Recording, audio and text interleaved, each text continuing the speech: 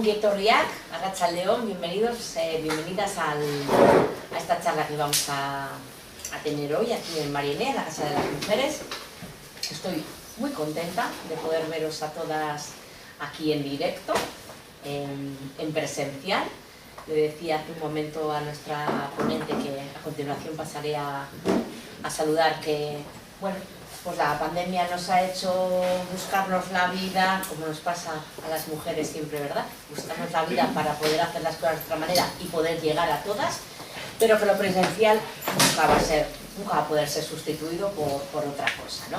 Entonces, que podamos estar aquí hoy tantas mujeres juntas y poder hablar, poder escuchar, poder vernos, debatir después, bueno, pues es un oso gustukoa da eta oso pozik gaude dena.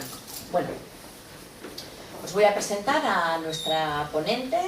Muchas de vosotras seguro que ya la conocéis, puesto que es una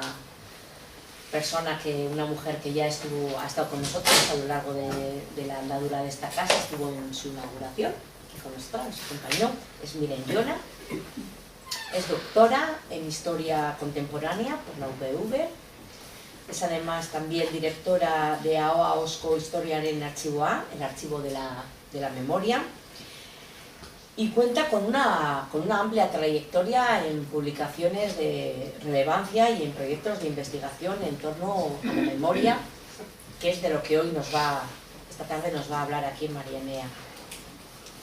Como os decía antes, tiene una vinculación con nuestra casa y nada nos gusta más, ¿verdad?, que poder volver a tener aquí a gente que ha estado con anterioridad, que repitáis, que volváis a estar, que os sintáis a gusto aquí, en la Casa de las Mujeres en Marienea, en Emakumeen-etxea, Basauri.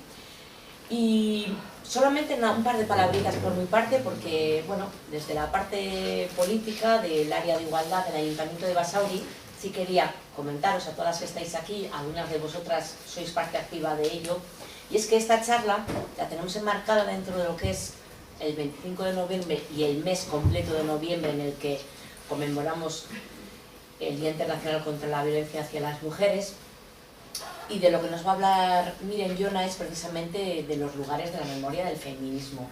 Y aquí en Basauri, como decía, algunas de vosotras que estáis aquí presentes ya lo sabéis, estamos trabajando un lugar de la memoria que está ya definido dónde va a ser, al lado de la iglesia, la placita que hay al lado de la iglesia de San Pedro, donde está la escravillera, que queremos materializar en el próximo año, y que va a ser un sitio de reivindicación, de recuerdo, de memoria, de reivindicación de las mujeres que han sido víctimas de la violencia machista.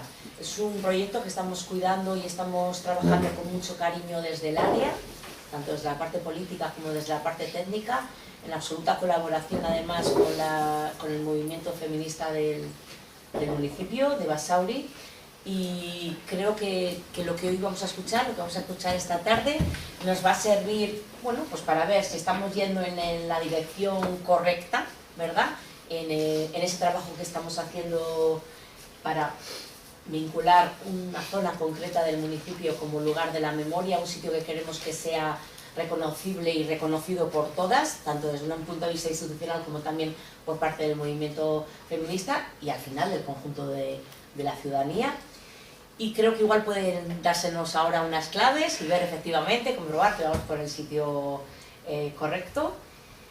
Y nada más, repetir que va oso gustura gaude, hemen dena ikusteagatik, eta ja, hitza pasatuko diot gure komunitateari, Miren Jonari.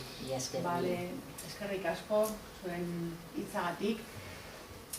Para mí es siempre un placer venir a Marienea. Es aquí, bueno, ochutan hago, estoy acostumbrada porque doy clases con ella, Portugal. Entonces es un placer para mí estar siempre en la Casa de las Mujeres de Basauri, pero especialmente quiero darle las gracias a Nabel, a Ollane y a Anne por su amable invitación para que estemos aquí hoy reunidas todas hablando de este tema, que es un tema que yo creo que tiene gran interés para el movimiento feminista. Así que voy a hacer un mix. Voy a estar aquí como historiadora para dar una serie de nociones sobre términos que utilizamos, como por ejemplo lugares de la memoria, historia, memoria individual, memoria colectiva, son términos que tienen su propio significado y que le dan sentido a lo que queremos hacer. Y por otro lado, pues como feminista, el interés que tiene plantear este debate es que sirva para fomentar el activismo, potenciar la movilización y reforzar el movimiento feminista. Entonces, durante mucho tiempo el movimiento feminista estuvo ajeno al tema de la memoria. Es decir, el movimiento feminista ha pensado, se ha movilizado, se ha organizado para cambiar el presente, pensando siempre en el futuro, porque era necesario, ¿no?, introducir cambios, y el tema de la memoria no lo era. Y esto fue así hasta las jornadas de 30 años, de conmemoración de los 30 años del movimiento feminista en Granada en 2009. En esas jornadas se produjo un debate sobre el tema de la memoria histórica y la importancia de la memoria histórica para el movimiento feminista. Claro, el contexto era importante también, puesto que ya desde el año 2000 se había producido en todo el Estado español y en el País Vasco un debate general sobre la memoria histórica. Se habían abierto diferentes frentes de lucha, ¿no?, a partir de movimientos sociales trascendentales, como fue el movimiento de recuperación de la memoria histórica, que tiene que ver con la denuncia de los crímenes del franquismo, con las cunetas, etcétera, etcétera. Entonces, y ese movimiento estaba exigiendo, llegó a conseguir una ley de memoria histórica, es decir, había una pelea ahí, y entonces esa reflexión nos llegó y la hicimos, y yo quiero, después de esa reflexión, yo creo que el movimiento feminista se puso sobre ello, y los primeros resultados de aquel debate los tenemos en realidad en Basauri. Basauri ha sido un municipio pionero en la incorporación de este debate y en la realización de actividades muy importantes. El mapa de las huellas de las mujeres en Basauri 2011, que llevó a cabo Zaida Fernández con el Ayuntamiento, Mariana, el movimiento feminista del pueblo, etc., es un hito. Es un hito haber establecido que las mujeres han dejado huella, que se establecen aquellos lugares, se pone una placa conmemorativa en aquellos lugares que son representativos, ¿no?, y significativos para las mujeres, y además incluso se llega a hacer este monumento a las escarabilleras, que tiene que ver con un reconocimiento del trabajo de las mujeres, y que crea esto que es importante en el tema de la memoria, que es crear un hilo conductor entre el pasado y el presente, traer al presente cosas del pasado que sirven para reforzar ideas del presente. La idea del presente que refuerza esta imagen es la idea de que las mujeres siempre hemos trabajado, y solamente esta imagen vale más que muchos discursos que podamos hacer sobre el hecho de que las mujeres siempre han trabajado, y además se ve que lo han hecho en trabajos de supervivencia necesarios para la vida, y probablemente también en una parte precaria o marginal de lo que puede ser el mercado de trabajo. Bueno, se pueden hacer muchas interpretaciones, pero este es un hecho importantísimo, ¿no? Entonces, vamos a empezar pensando qué es esto de lugares de la memoria, ¿no? Porque es lo que une, es el título de la charla. Lugares de la memoria es un concepto que empezó a pensar, bueno, que inventó Pierre Nora para pensar en la historia de Francia, y él a lo que aludía en realidad era que los objetos tienen una dimensión evocadora muy importante. Pensad que estamos hablando de memoria porque estamos hablando de la posibilidad del olvido, de la posibilidad de que cosas que han pasado y que son importantes de forma queden sin trascendencia, no sean recogidas ni para el presente ni para el futuro. Entonces, este historiador dijo, efectivamente, los objetos tienen una dimensión evocadora importantísima. La materialización de ese recuerdo, de esa memoria, y pueden ser monumentos, edificios, plazas, placas, hay una variedad importante. También pueden ser inmateriales, es decir, no se trata solo de reflejarlo en una cuestión material, sino de realizar rituales, ritos, conmemoraciones, manifestaciones, ¿no?, concentraciones, es decir, de establecer costumbres, tradiciones que tengan que ver con la memorialización y con el recuerdo de cosas que han pasado y que son importantes para la sociedad. Entonces nos movemos en torno a dos tipos de lugares de la memoria, pero que, como veremos, también se puede combinar, porque la ritualización puede ir asociada a una materialización en un lugar concreto en torno a algo, ¿no? Entonces, ¿por qué es importante un lugar de la memoria o qué nos da el mapa o la cartografía de los lugares de la memoria de una sociedad? Pues lo que nos viene a decir es a qué le ha dado importancia una sociedad, qué es lo que ha registrado, qué es lo que ha rescatado del pasado para pensar que una ciudad, un pueblo, un municipio es como una casa. Entonces, cuando decoramos nuestra casa y ponemos X cosas, X cuadros, X fotografías, X detalles, ¿no? Estamos realmente queriendo atrapar momentos, atrapar personas, atrapar como voluntades, como espíritus. Eso también pasa en las ciudades. Entonces, cuando tú ves una radiografía de una ciudad sin un lugar de la memoria que haga referencia a nada que tenga que ver con las mujeres, pues efectivamente, las mujeres es el silencio total, la invisibilización total, y esto pasa mucho, ¿no? Entonces, crear un lugar de la memoria es una forma de legitimar algo que queremos preservar para el presente y para el futuro. Por lo tanto, aquí ya tenemos un tema importante, y es que la memoria, como habitualmente se cree que son cosas del pasado, es un tema y un debate absolutamente del presente. La memoria se construye en el presente. Entonces, es por lo que tenemos también ahora batallas de relatos, ¿no? Pero es que el presente está constantemente actuando sobre el pasado, rescatando, olvidando, marginando, jerarquizando qué rescatar y qué hacer presente del pasado. Entonces os traigo, bueno, los lugares de la memoria tienen mucho que ver con, a menudo, con la muerte.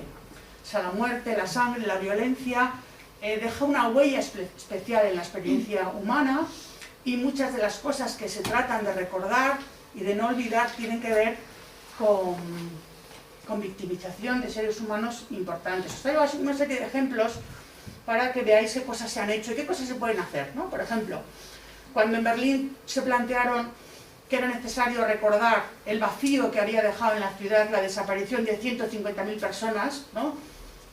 Con el Holocausto, hicieron este museo, el Museo Libeskind, ¿no? Que lo que intenta es representar el vacío y la discontinuidad. La discontinuidad se representa en las paredes del edificio, no sé si puedo, en las paredes del edificio, con líneas que están entrecruzadas y que están rotas y que no tienen continuidad. Y en el interior es un museo que no tiene nada. O sea, se trata de experimentar el vacío, para que efectivamente se te quede grabada una idea de desaparición, de vacío, de falta de existencia, ¿no? Es también tanto por fuera como por dentro se quiere representar eso. Esto es un lugar de la memoria, esto genera una emoción, deja una huella, es una experiencia memorial.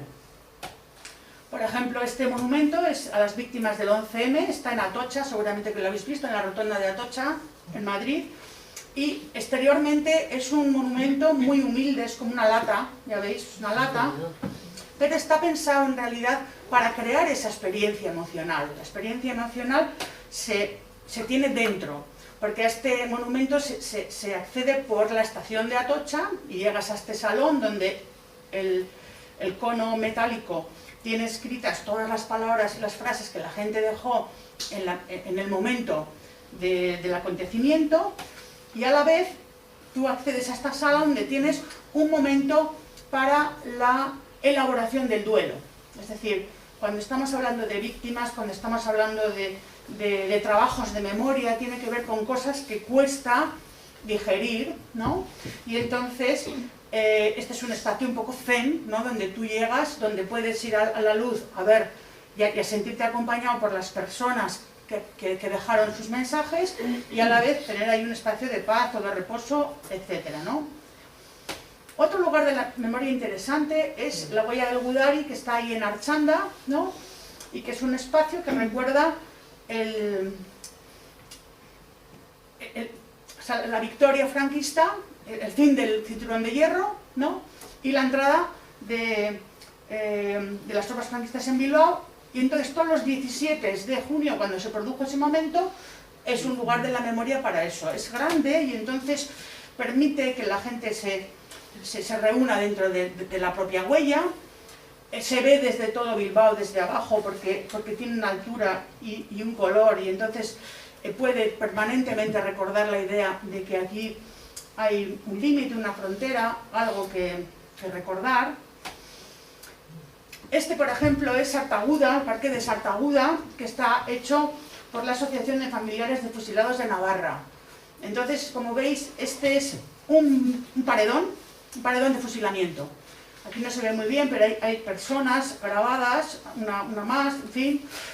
Y es interesante porque está acompañado de estas tres otras cosas. Está acompañado de una pared donde aparecen todos los nombres de los fusilados de Navarra, y aquí hay una especie de escultura monumental que es como un abrazo y que permite la memorialización, la conmemoración de toda la gente en torno a esta idea del abrazo. Y también veis la importancia emocional de la experiencia del lugar cuando una persona toca el nombre de la persona que le fusilaron y que falta, ¿no? Entonces, con esto, ¿qué quiero señalar? O sea, además de la monumentalización y de la memorialización, es importante la experiencia emocional en torno al lugar de la memoria. ¿Por qué? Pues aquí estamos ya entrando en conceptos, ¿no? Como el que ha inventado Alison Landsberg, que es el de recuerdos prótesis. ¿Por qué son importantes los recuerdos prótesis? Alison Landsberg se pone a pensar en esta idea cuando se va dando cuenta de que una vez que desaparece la generación que ha sufrido el desastre, el acontecimiento, etc., se va a olvidar. ¿Cómo impedir el olvido, ¿no? Entonces ella lo que dice es, solamente recordamos aquello que nos deja una huella emocional. Todo lo demás se olvida. O sea, la emoción es la forma que tiene la memoria de grabar los recuerdos. No podemos recordar todo lo que nos pasa, pero recordamos el color y la huella de aquello que nos causó una emoción. Por lo tanto, el lugar de la memoria tiene que tender, a través de artefactos culturales, de la tecnología cultural, de lo que sea, a crear una experiencia emocional para que la persona, está pensando en la transmisión del tema del holocausto a las generaciones venideras, a los adolescentes, para que esos adolescentes recuerden algo, y ese algo será la experiencia en un espacio de transferencia emocional de eso que pasó, y entonces puedan empatizar con eso que pasó y recordarlo. Si no, solamente por las palabras, por las fechas, porque pasó esto, no se va a recordar. Entonces, hace falta realmente, por eso son recuerdos prótesis, porque son prótesis que metemos en el cerebro. No nos ha pasado a nosotros, no fue nuestra experiencia vital, pero hemos tenido un contacto, hemos empatizado con una realidad que pasó y nos sentimos implicados en ella, afectados por ella. Esta afectación es importante, es interesante, ¿no? Entonces, estamos ya entrando un poco en qué es la memoria. No sé qué idea tenemos de la memoria, pero o sea, la memoria no es una cosa abstracta ni inmaterial. La memoria es una facultad humana que la tenemos en el cerebro que nos ayuda a sobrevivir. Es la manera que tenemos las personas de organizar el pasado, el presente y el futuro, de organizar la vida, ¿no? Entonces, olvidamos y recordamos cosas que nos sirven para el presente, y ese mismo presente va modificando, aprendiendo de las cosas del pasado. Algunas las mantiene vivas y fijas, otras las va flexibilizando y modificando para poder sobrevivir, y también nos ayuda a planificar el futuro y a pensar en cómo queremos que sean las cosas, también expectativas, sueños, etcétera, ¿no? Entonces, digamos que la memoria es lo más alejado a una concepción estática que tenemos sobre ella en general, que es como si fuera un cajón, ¿no? Cajón, la memoria. Metemos ahí las cosas, ahí se quedan y seguimos viviendo. No, la memoria está siempre presente. La memoria es cosa del presente, fundamentalmente. Y tiene una intervención directa, por esto que estoy diciendo, en la conformación de lo que somos. Cuando nosotras contestamos a la pregunta de ¿quién eres?, eso es una expresión de la memoria, es una expresión del recuerdo de toda nuestra vida, en el que estamos haciendo una radiografía, digamos, de nuestra subjetividad, de lo que somos, elegimos una serie de cosas y nos presentamos como lo que somos. De tal manera que lo que somos y lo que queremos ser tiene que ver con la memoria.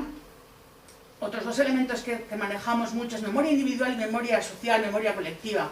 No hay posibilidad de separar los dos conceptos. Están absolutamente interrelacionados. ¿Por qué lo digo esto? Porque no recordamos nunca solos. Todos nuestros ejercicios de memoria son en comunidad, son en relación con otras personas, son en comunidades de memoria. Si no es la familia, son los amigos, es el partido, es el sindicato, es la asamblea, es el grupo social que sea. Pero vamos configurando esos recuerdos, eso que nos define y que construye nuestra subjetividad a partir de comunidades de memoria. A la vez, cada vez que estamos hablando o del feminismo, o de la sociedad, o del conflicto de Euskalduna, como fue, etc., estamos dando una versión de una memoria social, porque participamos de esa memoria social. De tal manera que no podemos irle a preguntar a un sindicato ni a la propia Asamblea de Mujeres de Vizcaya qué pasó, quién es. Si queremos reconstruir la memoria colectiva del movimiento de la segunda ola, tendremos que ir a preguntar a las personas y construir un puzzle de identidades, de versiones, de subjetividades, de expresiones, de manifestaciones con las que componer esta idea que tenemos de lo que pasó colectivamente. Entonces, esto es interesante porque cuando estamos hablando de memoria individual, que parece que no queremos saber de personas concretas ni nos interesa la psicología, por supuesto que no, nos interesa lo social, pero es que no se puede separar, no se puede separar porque está totalmente interrelacionado. Otro elemento importante es que la memoria se organiza narrativamente. Si no tuviéramos lenguaje, si no tuviéramos historias, si no tuviéramos anécdotas, si no tuviéramos eso, como comunidades de memoria elaboran formas de contar nuestro pasado, de contar lo que pasó, historia de la familia, historia del pueblo, historia de la fábrica, historia de la huelga, no podríamos recordar, ¿no? Es por eso por lo que nos enfrentamos muchas veces con un mogollón de temas sociales y políticos con la batalla de los relatos. Porque efectivamente en el relato está la clave. Yo creo que es casi imposible que no se produzca una batalla de relatos, puesto que es casi posible que exista un solo relato para explicar la realidad. Existen diferentes versiones, existen visiones parciales, existen puntos de vista, es decir, ¿no? Pero una cosa es poder crear un relato democrático, plural, etcétera, o crear un relato unilateral, que es lo que muchas veces vemos en la denuncia de la gente que digamos que denuncia.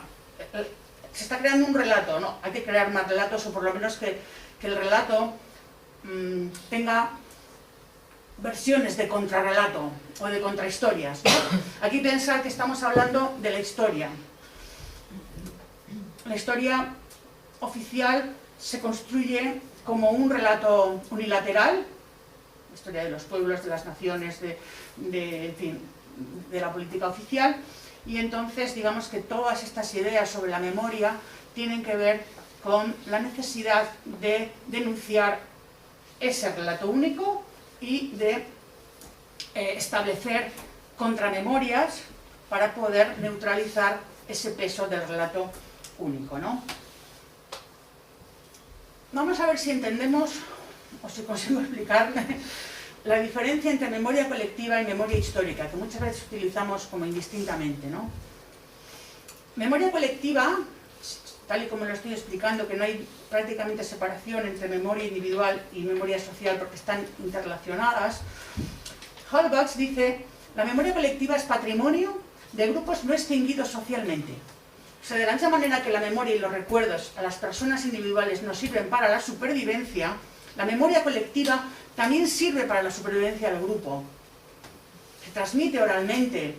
Vamos dejando a nuestros compañeros, a nuestros hijos o tal, aquellos aprendizajes, aquellas experiencias que más nos han servido y lo vamos transmitiendo para que ellos también lo manejen, ¿no? Y entonces ahí tenemos una memoria colectiva, pues no sé cómo decirlo, de un oficio como los arranchales de Bermeo, o como las feministas de la segunda ola, que tienen como su propia historia, su propia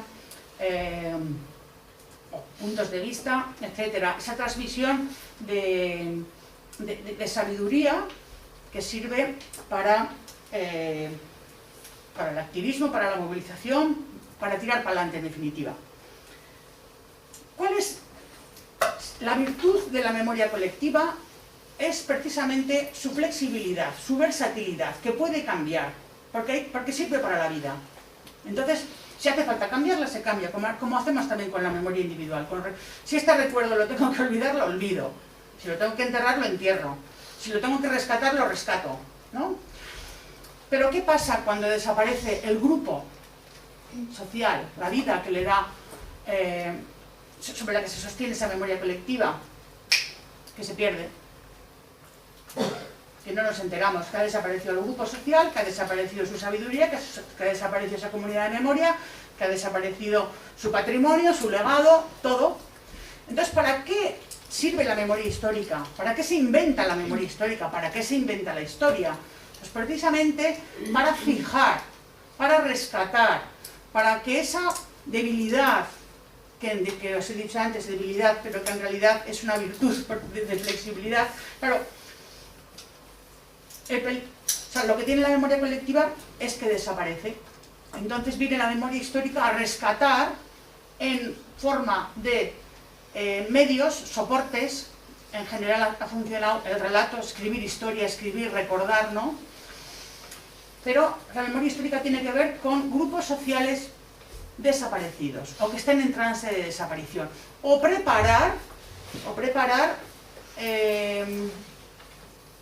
algo para cuando se produzca esa desaparición, ¿no? Los archivos, los centros de documentación pueden ir haciendo colecciones de historias de vida de personas que todavía están vivas pero que saben que dentro de 15 o de 20 años van a desaparecer y entonces eso se va a perder. Es decir, se puede programar en soportes físicos, pero para eso, claro, hay que tomar decisiones. La memoria histórica es un ejercicio de poder.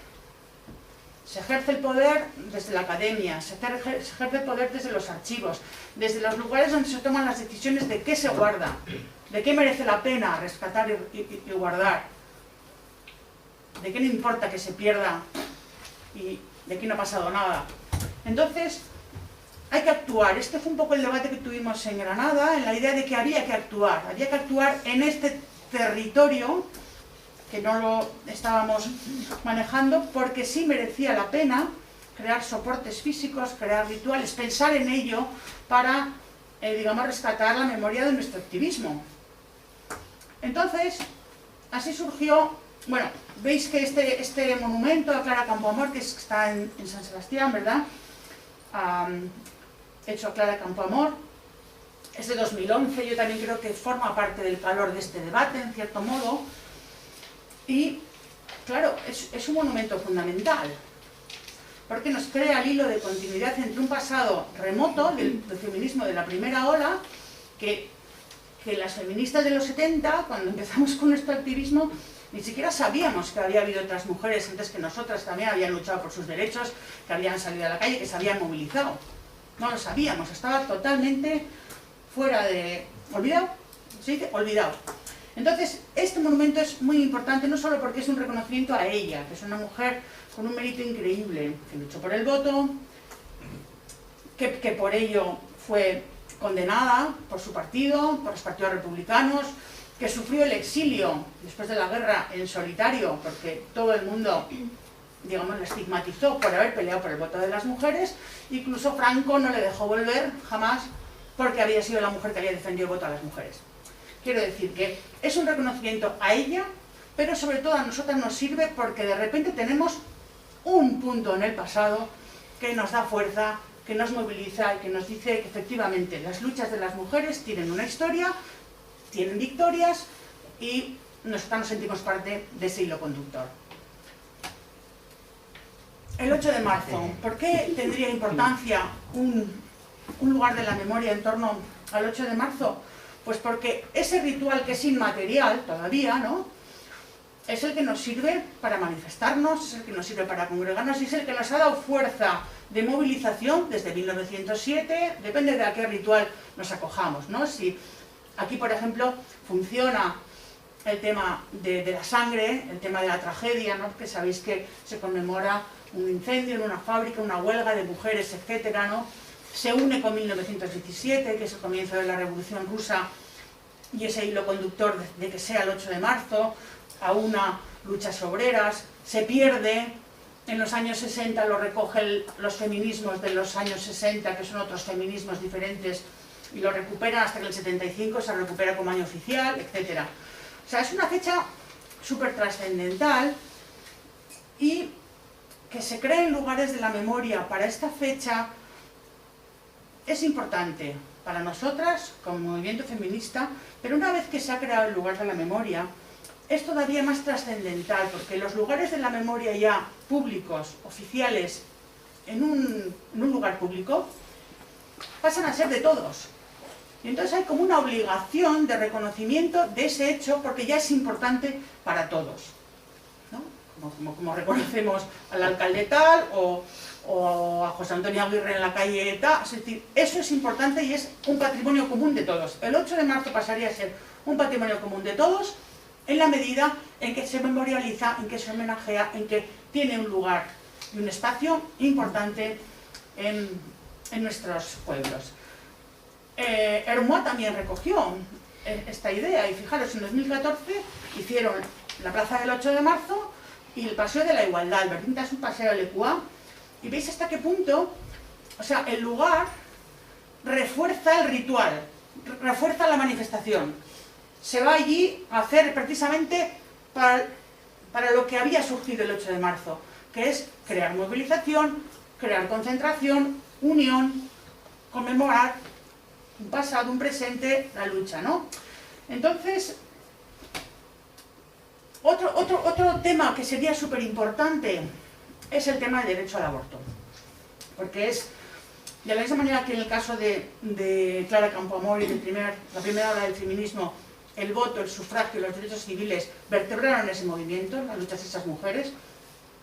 En el feminismo de la segunda ola, la autodeterminación del cuerpo, el derecho a decidir cuándo ser madre y cuándo no, el derecho a tener soberanía sobre nuestro cuerpo fue el elemento que vertebró al movimiento. Ahora es un derecho, pero es un derecho débil, es un derecho cuestionado, es un derecho que las mujeres cuando lo ejercen sienten culpabilidad.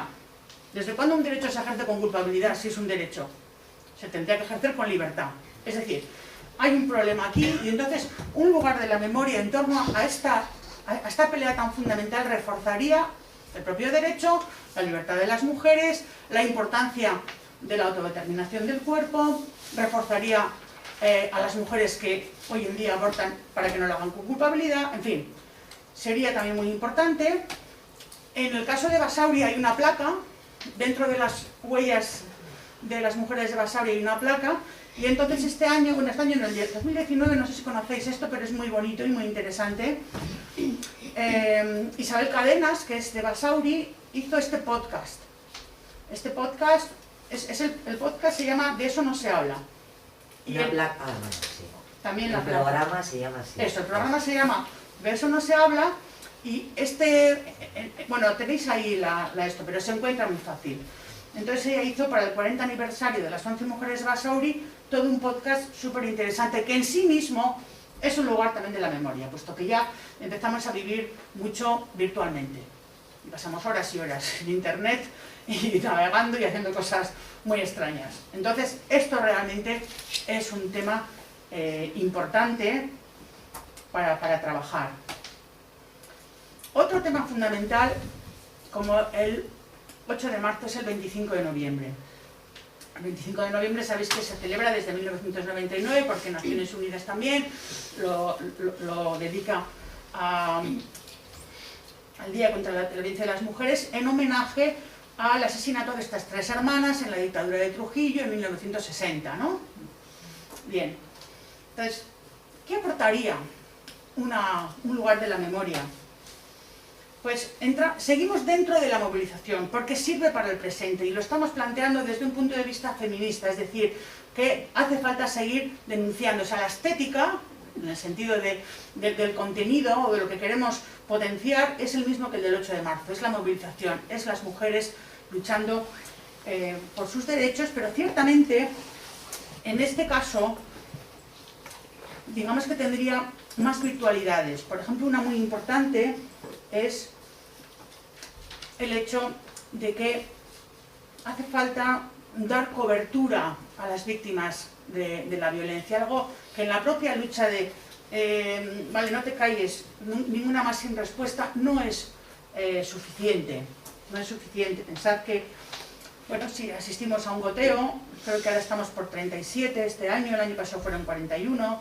Por ejemplo, en una semana de mayo, creo que tuvimos 2 a la semana, que fue como el mayo, wow, ¿no? Tal. Es decir, una cosa es la pelea, esa de denuncia sistemática, y otra cosa es lo que produce esta violencia. Entonces hace falta realmente, como con otras victimizaciones, que quede claro que hay un duelo que hacer con respecto a las víctimas de la violencia sexista, y que también, al hacer un monumento, al considerarlo un problema de todos, digamos que la responsabilidad pasa al victimario. En el tema de la violencia sexista hay un problema fundamental, y es que el victimario está ausente de la denuncia. No sabemos quiénes son, dónde están, en general se oculta esta idea, y sin embargo hace falta que la culpabilidad pase de las mujeres, de los relatos de es que no denunció, es que al final culpabiliza a la propia víctima, a la idea de que hay tanta cobertura social contra la violencia sexista que los victimarios se sientan avergonzados, culpabilizados, estigmatizados.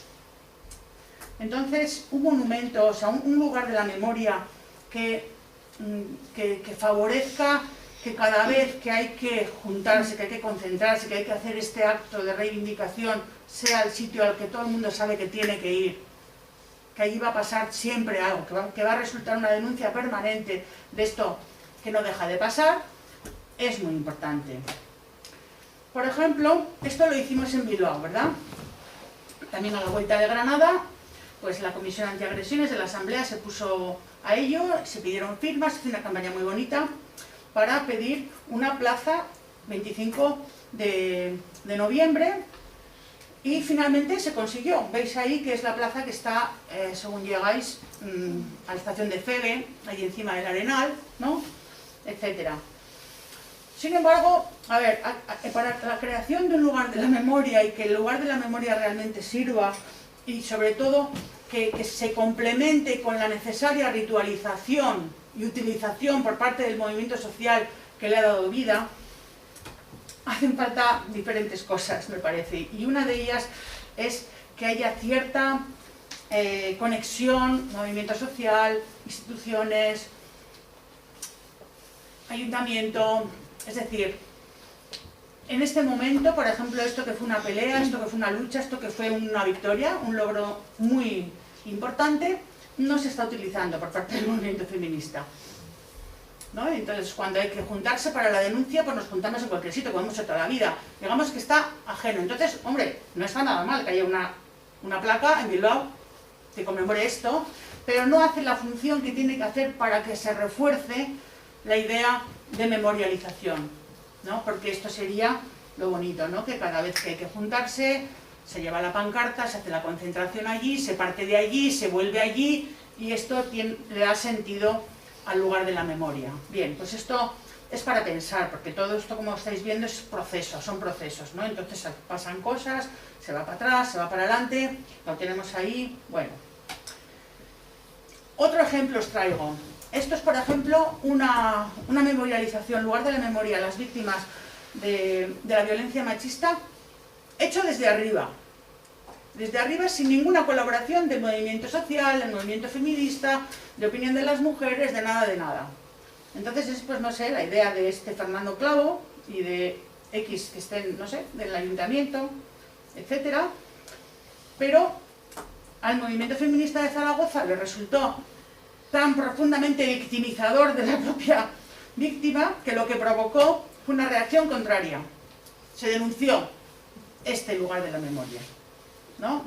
No es tu culpa, o sea, no queremos reforzar el significado de que eres culpable, sino que lo que queremos es empoderar a las mujeres otros significados. Entonces ya veis hasta qué punto hace falta colaboración, diálogo, debate, participación, y que efectivamente pues, los significados que se vayan a transmitir en ese lugar de la memoria sean plurales, recojan la opinión sobre todo de la gente que le quiere dar vida, que lo va a utilizar, ¿no? Al margen de que luego socialmente se haya un patrimonio de todos, ¿no?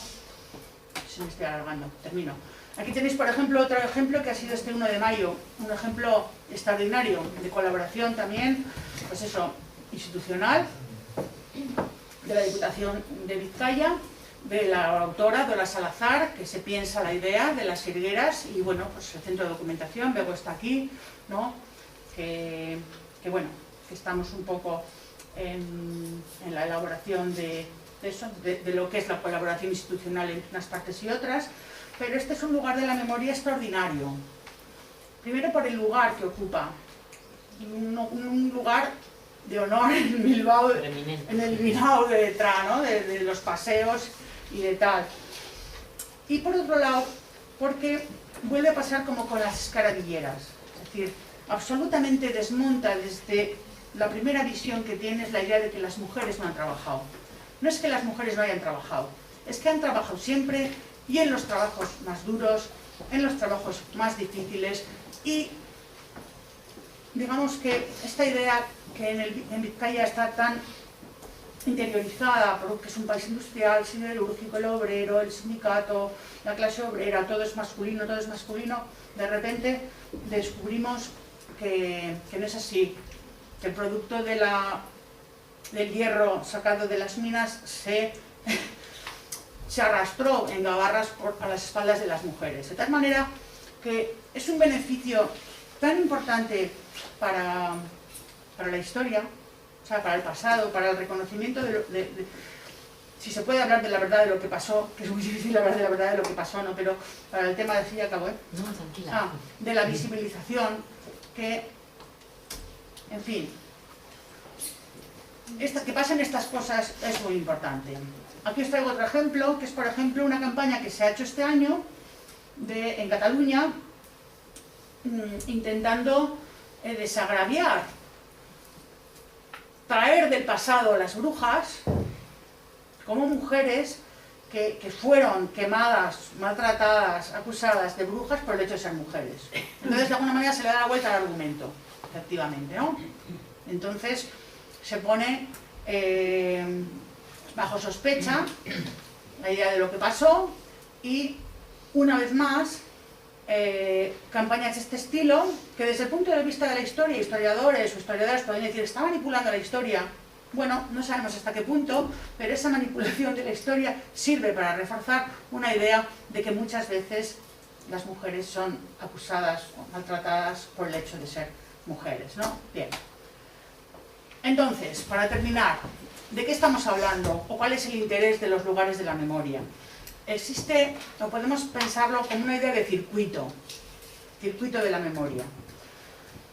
Es decir, hay un hilo que recorre la memoria individual a la memoria colectiva. Es muy, digamos, interrelacionada, casi indisoluble, ¿no? Entonces, el objetivo de movimientos sociales como el nuestro, que pensamos que ha hecho cosas, que ha realizado cosas que merece la pena recordar, que son patrimonio de toda la sociedad, conviene hacer una lucha para convertir eso en memoria histórica. Que la memoria colectiva de la que participamos se convierta en memoria histórica. Para eso, centros de documentación, pero también eso, creación de lugares de la memoria, porque que se nos quede un poco la idea de que la historia, la memoria histórica sirve para algo. Porque en la medida de que nos sentimos afectados, de que hacemos esas experiencias de transferencia con hechos del pasado, eso transforma a las personas, eso cambia a las personas. Y si cambia a las personas, cambia la sociedad, puesto que la relación también es indisociable. Entonces sí merece la pena hacer esfuerzos en este terreno. Existe un circuito que está permanentemente funcionando en el presente con la utilización de cosas del pasado y que nos puede servir para mejorar el futuro. Y aquí termino.